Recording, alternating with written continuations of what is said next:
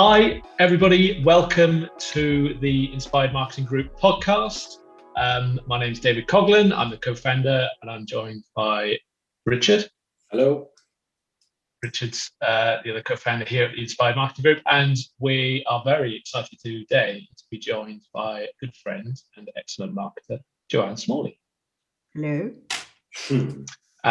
So you probably heard on the first podcast, Richard telling you a story about Wembley. I still have a dream to be a professional DJ one day, but you're a professional athlete or international athlete, Joanne. Professional stroke international. I did make my debut for England playing squash at the grand old age of over 35s, or as I like to call it, old lady squash.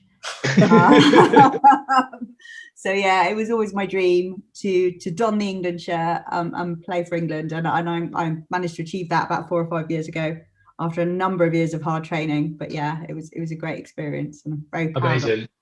Awesome. I was just looking through some of the results, and I noticed that you gave the Welsh girls a battering, which was obviously very sad for me. But yeah, they weren't the strongest, the Welsh, unfortunately. To be fair, none of it. Scotland gave us our hardest battle, but yeah.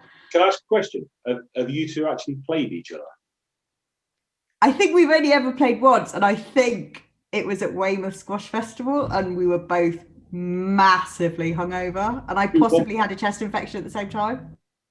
Who won? Oh, Dave, obviously, but not so obviously. I wondered if you were going to mention Weymouth. I was going to say let's not talk about Weymouth really, because it was uni days. It's the only time I think we've ever played seriously was at Weymouth. Yeah, I think we've played it. We've played at Nottingham a few times, I think, haven't we? I couldn't remember. I'm pretty sure you've beaten me in my career. I have very variable form. So I was hoping you wouldn't bring that up as well, Richard. Super. So so Joanne, tell us a bit about you. So talk to us about your career, where you started, what you've done, and how you've ended up where you are now. Yeah, so I currently run my own business, my own marketing business called Cardain Communications. I have been working remotely in Majorca for the last 3 years, which is a story in itself. I've been working in marketing for a very long time, probably nearly 20 years, 15 of which have been spent pretty much in the energy and technology space. So I started my career working with Richard at E.ON a long time ago. Moved into head up comms at Alexon doing balancing settlement. So that was a very broad brush, very technical role.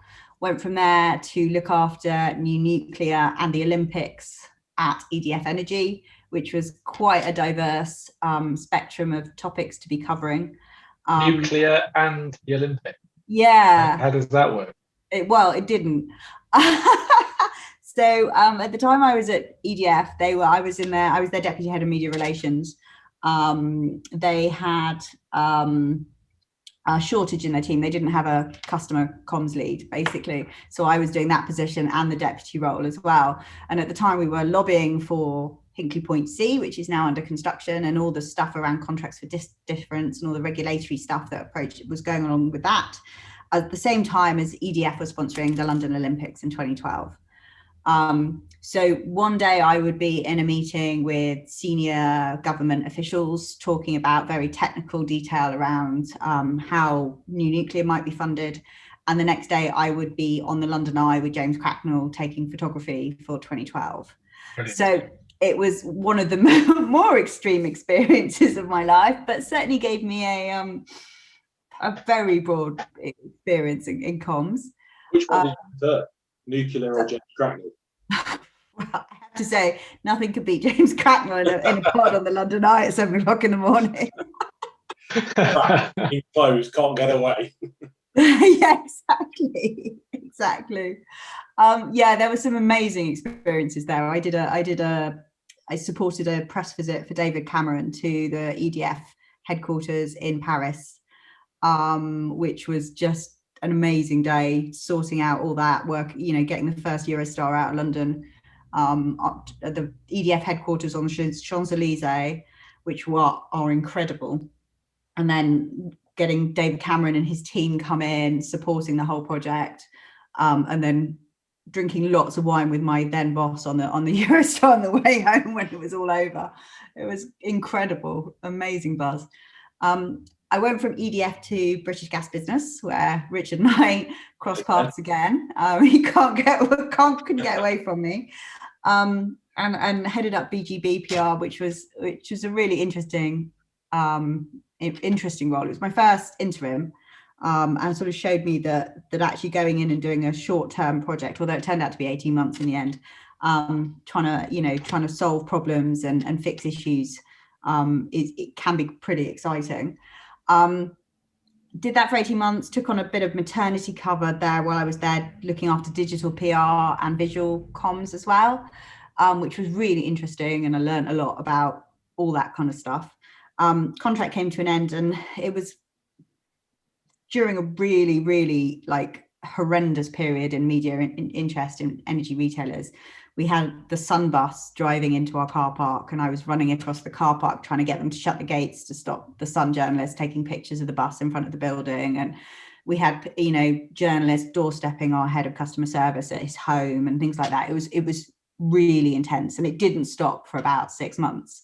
So we were all knackered, it was really extreme. So I took a break from energy and went into IT and technology, and did a marketing lead role there. Got bored of that after 12 months because, hey, it wasn't that exciting. And got headhunted in to head up the comms team at a PR practice, a niche PR practice, in London.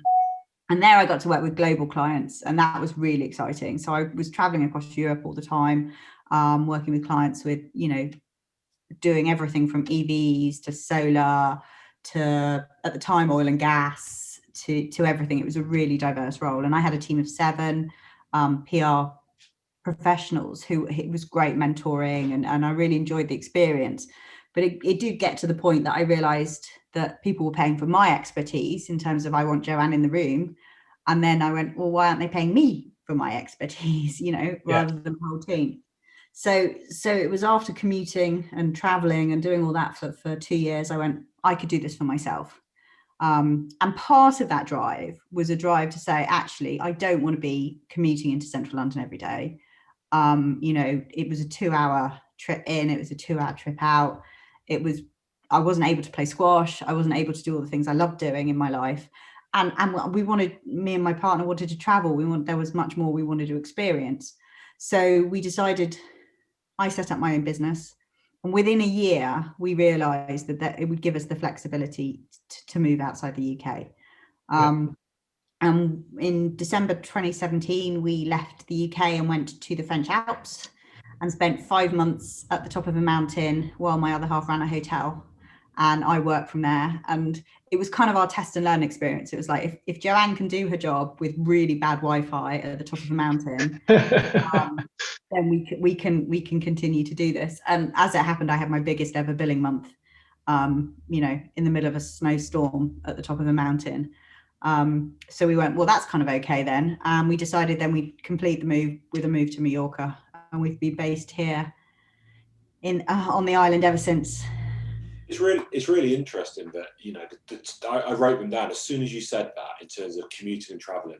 And it's, I had that realization, probably a lot longer after you, but it's kind of debilitating, and it doesn't, I don't think you end up showing up at your best, going, 2 hours commuting. Let's say I used to travel from Sheffield to Sunderland, and I used to get up at 4 a.m. and get there for 7. And it's just, COVID has really, I think, made a lot of people realise that year of working from home. We were talking to somebody the other day, just a casual conversation on LinkedIn, and they were just like, if I'm forced to go back to the office, I'll probably resign. And I think reality is coming through now, and it's interesting that you spotted it, 2017? Yeah, and I was working remotely before that, because I wasn't going into London for client work every day before that. So it was kind of 2015, 2016, I sort of said, I'm not doing this anymore. And I think what I've been saying to people for the last 10 months is the world's catching up with me. Yeah. And I've been banging this drum for, my LinkedIn profile, it says I'm a remote work enthusiast. I've been banging this drum for years now. I don't think people need to be in the office. If they want to be, that's a different story. Yeah. But and there are, people at certain stages in their career who will want that. And I totally get that. And I'm not saying that it's the wrong thing for everybody, nobody should be in an office. But I really feel that remote work is the future, and it opens up so much for other businesses. So you can access talent, say you're in Nottingham, you've got a very limited pool of resource. If you want thanks, Joe. Sorry, obviously. It's just me. Yeah, it's just you, and you can't work for everybody, right? So if you're in places outside London, I left Nottingham. So I was in Nottingham for 10 years.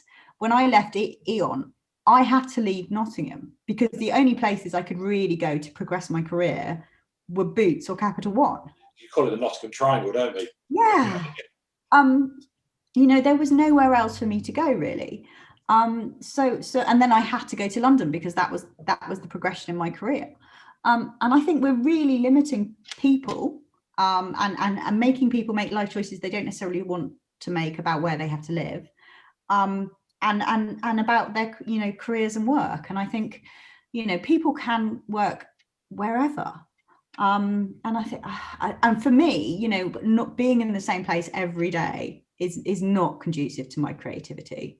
Yeah. I work best when I'm able to go, I've got a really meaty problem, I'm sat here at my desk, I've got a big piece of writing I need to do. I know I'll go and sit in a cafe by the beach and have a coffee, and then things will start moving. Yeah. So, and I think that's really important as well to draw that working from home in a pandemic is not remote work. They're very different things. Yeah. And do you know, it's interesting you mentioned that about, you just sort of said, it limits yourself. I think it limits businesses. So basically, I've been through that situation, both on a hirer and a personal perspective, where you're almost like, I've got a really good candidate, but they live in Coventry, and it's like we'll try and get them to move, and that's always the default. And actually, you're right. The default is everyone in an office. We're not saying that everyone should be remote working, but what we're saying is it should now be a choice. And I think, why wouldn't you as a business owner want the best person in your business rather than somebody who's constrained by budget or constrained by location? I'm tonight on a call with New Zealand at 7:00 tonight because the client's in New Zealand. They want the best people working on their business. Why be constrained? And so COVID has just smashed that door open, I think. Yeah, and you know what, if you're working from home and you can get up a bit later in the morning, I know you have kids, so that's like not that's fine. Yeah, but if you can get up a bit later and be at your desk in 30 seconds rather than a big long commute, you don't mind having a call at 9:00 in the evening because it's actually not that disruptive to your life. But if you have a call at 9:00 in the evening and then you have to get up and commute for an hour and a half into central London to start your day at 9, then it is disruptive to your life. But I think, remote working just gives you the flexibility to say, actually, Friday afternoons are no good for me, really. I'm not concentrating. I don't work best at that time, but I'm quite happy to do 3 hours on a Sunday evening to catch up. Yeah. It's about remote work and flexible work that works around, especially as you've talked about, David, in the knowledge economy. You can't make somebody have creative ideas and do their best work in a 9 to 5. Yeah, it doesn't happen like that. But that happens anyway, doesn't it? I better get a bit personal now, but some of my best ideas come in the shower. You know what I mean? You do. You don't. Your creativity. You don't just sit down at your desk and go, right, let's get creative. It just doesn't work. You don't stand at a board and go, right, here's the inspiration board. It is that. Yeah, I'm completely with you. Most office buildings are pretty horrendous, right? And that horrible carpet tile and white walls and mess everywhere and stuff. Going and sitting at a desk in that environment and go, right, write a brilliant piece of content or create a brilliant infographic in that scenario. You're like, no, it's not going to happen. Yeah. you have to perform at your best. You need to understand the things that get your creativity flowing. I'd really like to hear what your clients thought sort of early days. So when was it, so when you first started and you were based, down south, you were, even at that stage, you weren't commuting into London or whatever. You probably go to client meetings, etc. But most of the time remote. Is that right? Yeah, so actually it's really interesting because one of my first clients was the Data Communications company, which is the DCC, who are responsible for the rollout of smart metering across the UK, the technical implementation of rollout. And I was doing a role helping them reformat their stakeholder communications and market comms team. And at the time, it was very much like, okay, and we want you in the office 3 days a week. And I was like, no. That's not, I mean, they were paying me a ridiculously high day rate as well. It was great. But I from day one, I was like, if you want me in the office 3 days a week, then I'm the wrong person for the job. And what was really interesting is I said, I'll come in 1 day a week and I'll work 2 days from home. And I'd go in the office 1 day a week and I'd sit there twiddling my thumbs because I'd be like, I could do this from home. I'd maybe have 1 or 2 meetings, which I could have just come in for. Why am I here? What is the purpose? So you can see me? No, sorry, it doesn't work like that. So I always went into new contracts with, I don't come in, I'm not office based. If you want me in the office, I'm the wrong person for you. Sorry. And I don't think I had anybody say no. I was just about to say, did anybody say, well, clear off? I don't think so. I think maybe they were in the discovery phase. It was decided that we were it was the wrong setup, but I don't feel, I don't have any recollection of losing out on anything at anything extreme at that level. I have one client that I worked with for 2.5 years that decided they wanted an in-house marketing manager, and got one, and that was fine. And to be fair, the business had transitioned beyond a freelancer. They needed somebody full-time, and I always said I can prepare the business for that. And they said, would you like to do it, but you'd need to be in the office? And I went, no. So that was fine. But actually now they've gone to an almost fully remote model subsequently. They're like, oh, this is quite good, isn't it? Yeah. So yeah, I don't feel like anybody's ever turned around and said no. But it's innate behaviour, isn't it? It's what, business has been run that way for years, ever since the office was first developed. So it's a natural thought process of, we've got to get people in the office, and it doesn't, we keep going back to the current situation. We tell a story about what happened at, where we used to work, and it was like, oh yeah, well, you boys from marketing can work from home, probably 1 day a week because you've got laptops, but we've got a call centre, they can't work from home.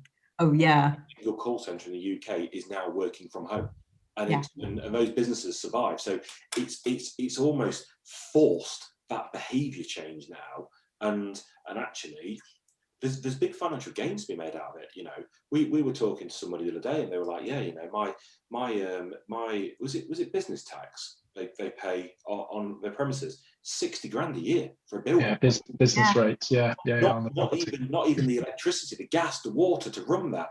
And it's like all of those sunk costs. Your zero, if you run an office, is already $1 million. And it's a crazy situation. Yeah. I mean, there's some really interesting stats floating around about how much a desk costs in different locations, per head count.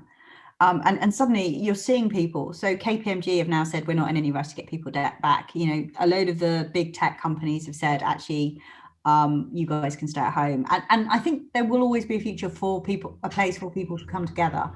And I totally miss that. In a normal world, I'd be flying back to the UK every 3 or 4 weeks to have client meetings and do that face-to-face stuff. And I think that does play a role, and it's pretty important. But I don't think people need that permanent desk space. I mean, to your point about call centers, if you're recruiting people you don't trust to work from home or need in an office so you can watch them, then you're recruiting the wrong people. 100%.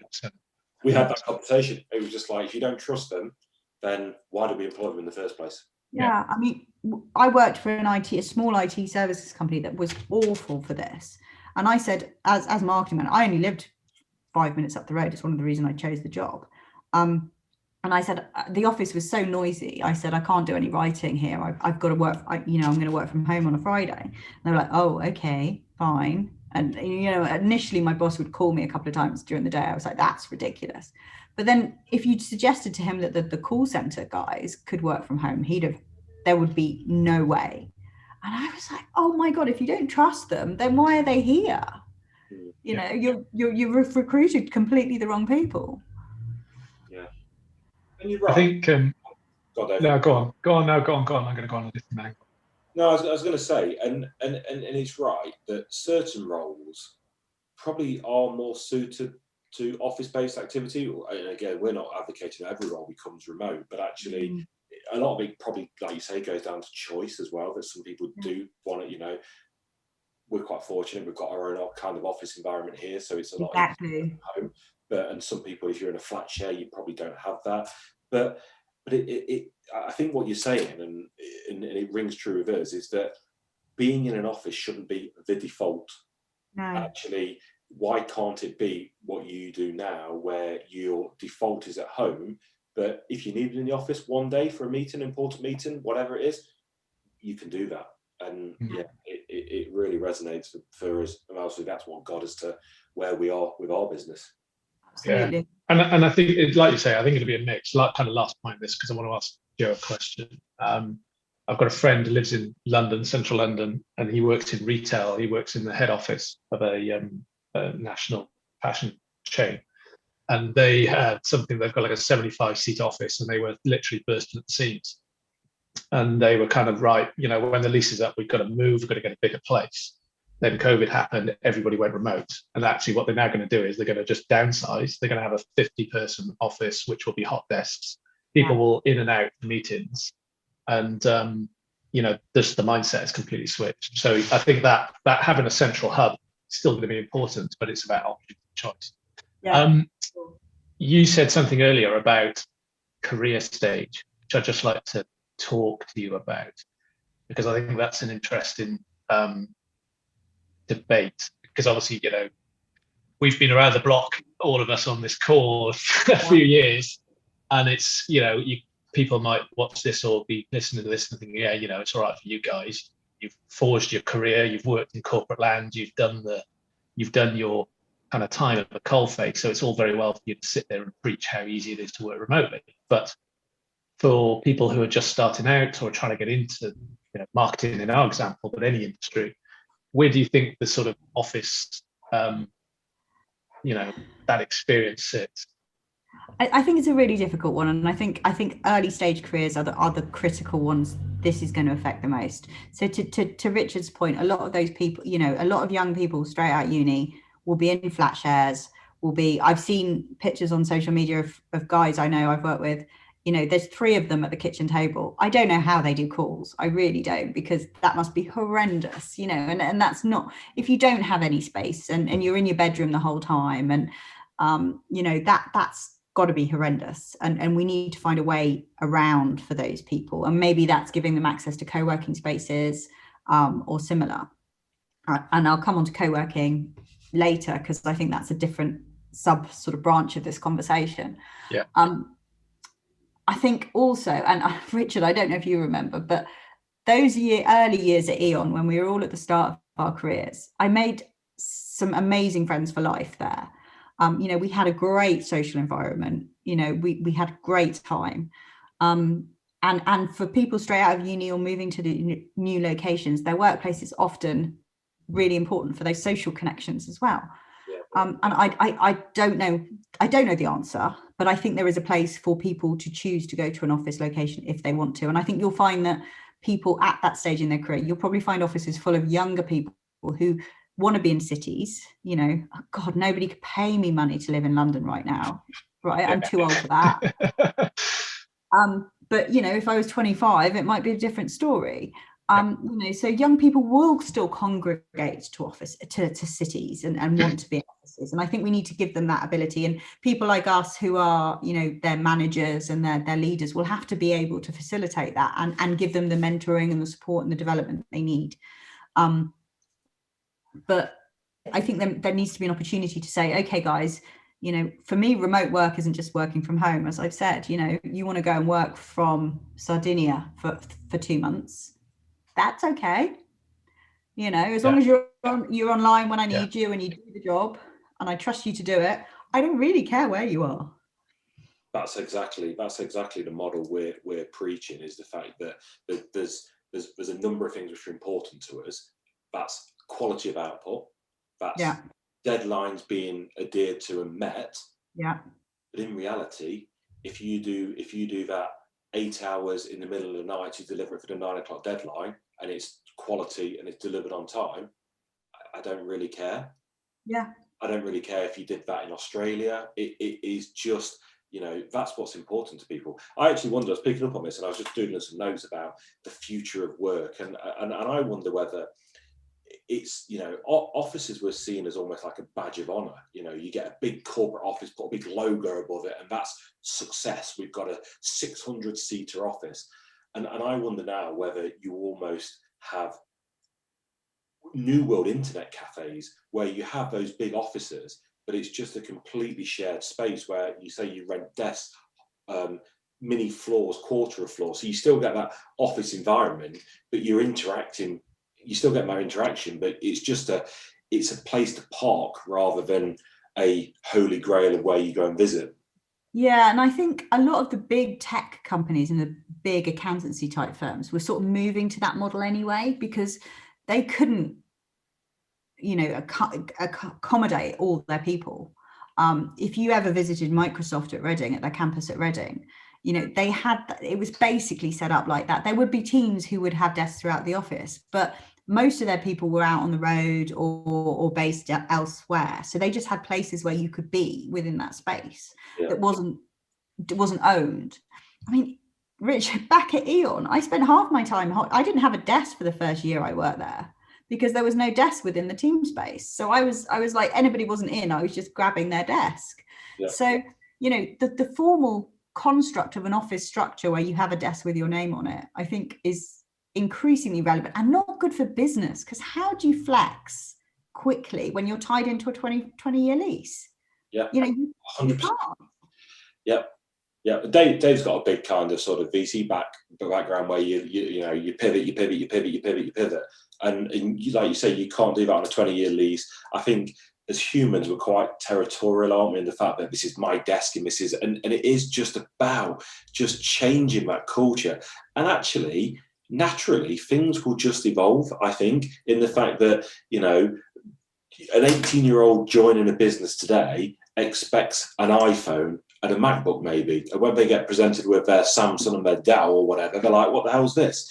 Yeah. I think over time things will just evolve, and yeah, I'm excited about where it goes to in terms of sort of the future of work, because I think it's an interesting place now. I've been banging this drum for ages. I'm really excited about what happens next. So what does a remote work enthusiast actually look like? Obviously it looks like that, but what is it? I think I mean, for me it's a bit of a passion project. So I'm quite connected with lots of different people who are looking at the future of work and what work is and will be in the future. So co-living is an example.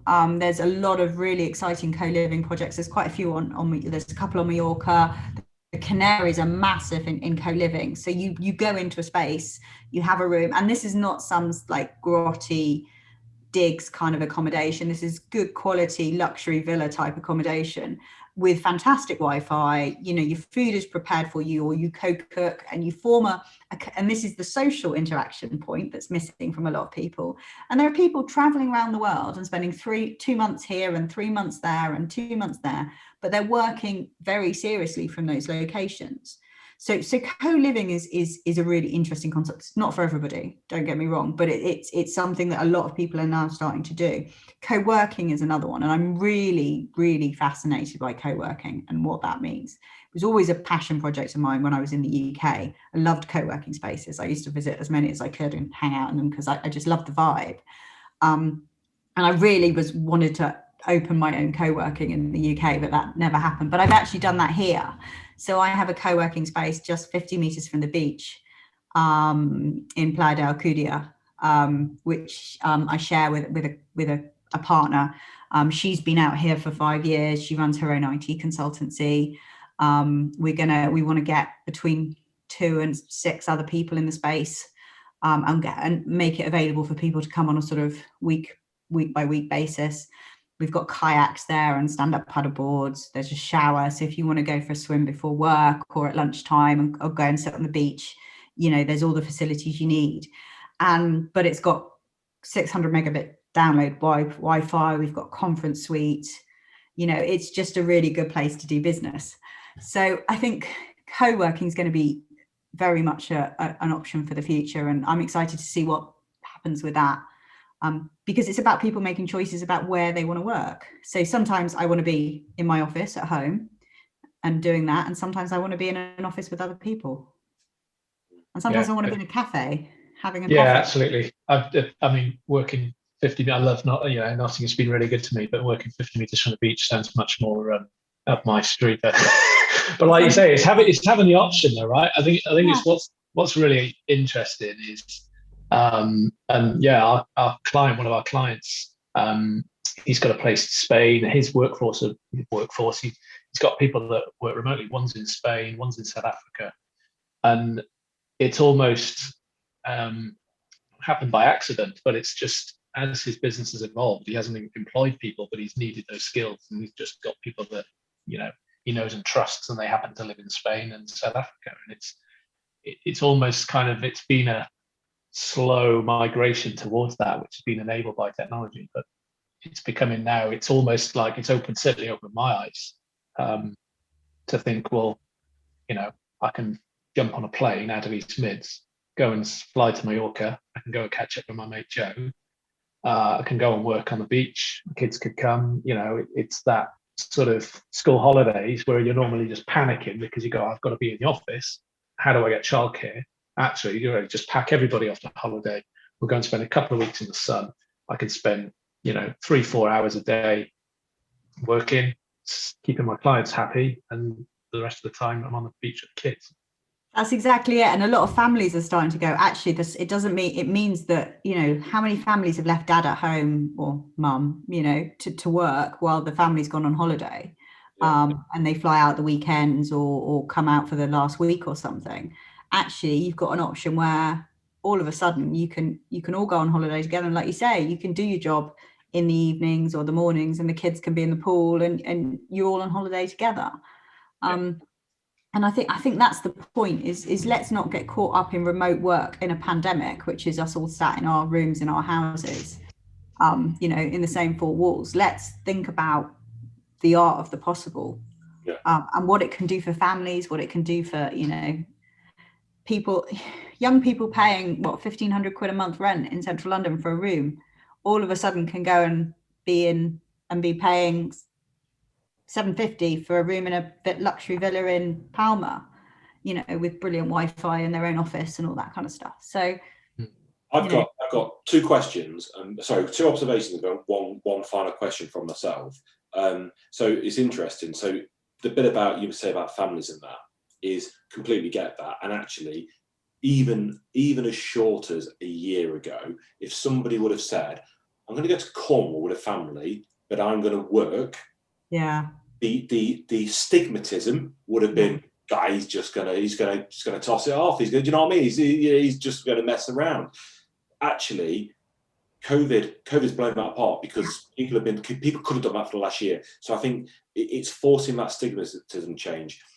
To answer a question myself, which you answered for me, and to bring the point of what Dave's just said, I actually didn't know that the accountant we were dealing with was actually in Spain until she told me. And I've been on 4 calls with her. And the quality of service didn't actually, and I don't know how she mentioned it, but I think it was on about how sunny it was or something like that. And I'm like, where are you? She was like, oh, I'm in Spain. And I'm like, so that to me proves the model works as well. Yeah. And probably one final question from me. So you've set up this co-working space. Is that new in Spain? Is it not? How's this remote working sort of model resonating in Spain? So I think Majorca's slightly different to mainland Spain in a lot of ways. We always say Majorca's in a good way, like the UK was 30 years ago. It's a very interesting microcosm of culture because it's so small. I think probably co-working has been around in Spain for a little bit longer than it probably is in Majorca. Although Majorca is certainly growing as a co-working location. There are quite a few spaces in central Palma now that have opened up. Some big spaces. There are a lot of business people that come here. There are a lot of entrepreneurs. It's a great lifestyle for that. So I think that it's probably 3, 4, 5 years old maximum. I mean, probably not 5, probably 3. In terms of how it's developing, there's very little co-working in the north of the island where I live, which is what led us to open up the space. We've had some interest in it. We're not proactively marketing it yet because of the situation. We're ready to receive visitors when they can come, basically. And I think a lot of people have said, oh, wow, that's a really good opportunity. And I think this has all very much opened up people's eyes to what's the art of the possible, really. I mean, the joy of Majorca, we've got amazing Wi-Fi here. So I have 400 mega that's to my house fiber, which was installed 18 months ago. Like a man came and drilled the fiber into my house. And they're rolling out fiber across the whole island. So I have better Wi-Fi connection here than my parents do in London. Yeah. And most of the UK does. And the island, even most of the remote parts of the island. I mean, I've got friends in a finca, which is a farm in the middle of the countryside, about 3 kilometers away, outside the village, and they get satellite Wi-Fi that's better quality than my parents' fiber to the box. It's islands like Majorca and can capitalize on that boom just by dint of having fantastic Wi-Fi.